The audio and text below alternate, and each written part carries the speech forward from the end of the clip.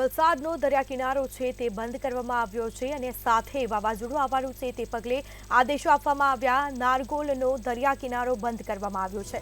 હવામાન વિભાગની આગાહીને પગલે દરિયા કિનારો બંધ કરવામાં આવ્યો। આ સાથે નારગોલ દરિયા કિનારે પોલીસ પહેરો ગોઠવવામાં આવ્યો છે। તો 2 દિવસ સુધી દરિયા કિનારે પર્યટકો માટે બંધ કરવામાં આવ્યો છે।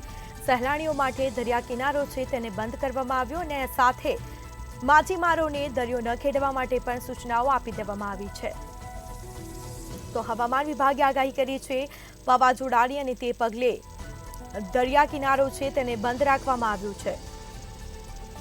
તો વધુ વિગતો સાથે સંવાદદાતા મયુર જોશી ફોન લાઈન પર જોડાઈ ગયા છે। જી, વલસાડનો નારગોલનો દરિયા કિનારો બંધ રાખવામાં આવ્યો છે, શું માહિતી?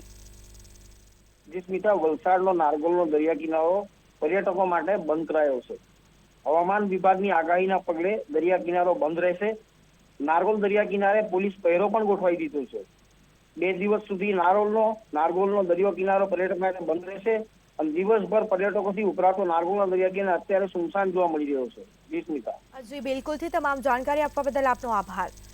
તો હવામાન વિભાગે આગાહી કરી છે અને તે જ પગલે દરિયા કિનારો છે તેને બંધ રાખવામાં આવ્યો છે।